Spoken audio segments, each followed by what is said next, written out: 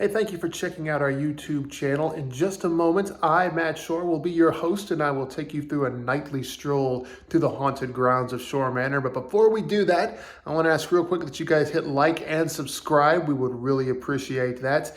And once you've done that, be sure to bundle up, grab a flashlight, and stay close because it's spooky out there. It's time for the nighttime walkthrough of Schorr Manor for Halloween 2021.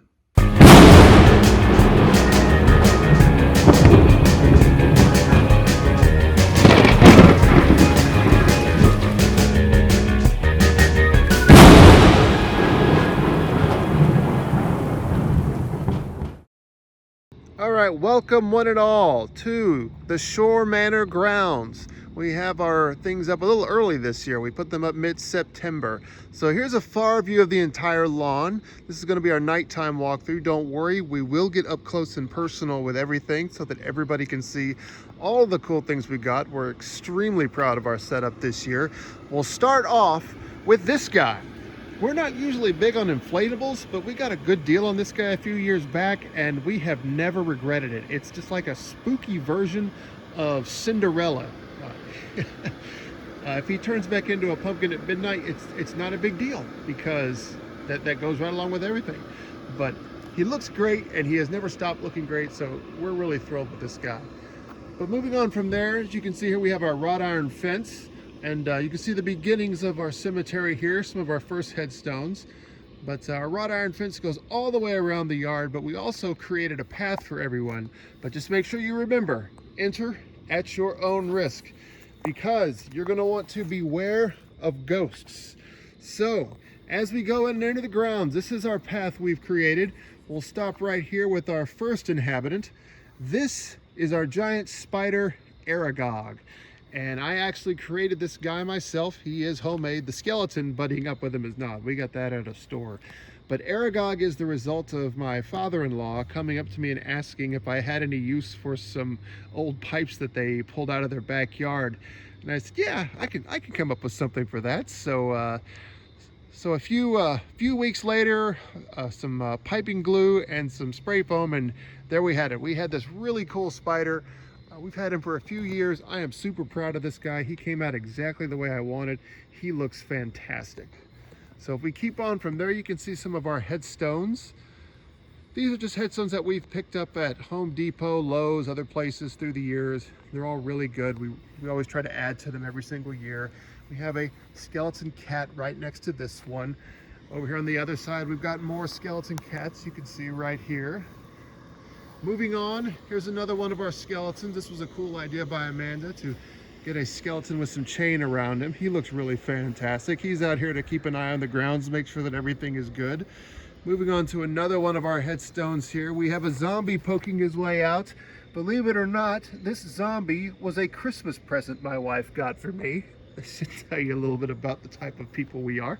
So this is his first time on the grounds. I got him last year. We'll move back onto the path now, go a little bit ways up, and we have, of course, skulls on each one of the posts lining our path. And this one is something I created last year that I'm still proud of. It was on Pinterest or on Facebook. Somebody sent me pictures of somebody who had created a snake out of tires. And I thought that was something that I could pull off. So somebody had some old motorcycle tires that they didn't need anymore that they passed on to me, and I painted them and cut one of them in half, which was a chore. Cutting tires is tough. But anyway, it came together. It looked really good. So here's a snake lining the path for anybody who dares to get too close. And here's another one of our newest inhabitants. We found this guy at Lowe's. He looks really good. He was a great buy, and he's going to be lit up on Halloween. And here's another gargoyle. We got this guy last year, and he still looks good. Still a big fan of that guy. He came out great. And here's our pumpkin patch. We used to bring hay bales into this, but my wife got kind of tired of that. It was a little bit difficult to take care of the grass afterwards. But there's their pumpkin king, Jack Skellington. We've had this. This is one of our oldest decorations. I created this with the help of both of my in-laws. My mother-in-law drew him out, and then I helped cut him out and paint him.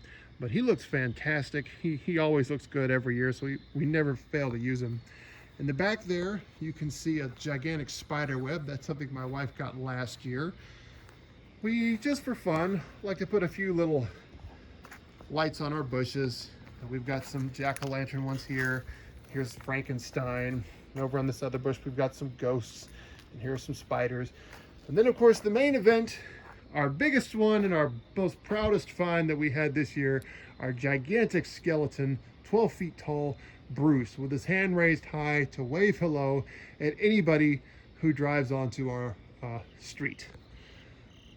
And here's our lanterns that we have right here at our front door, just to add to the Gothic look.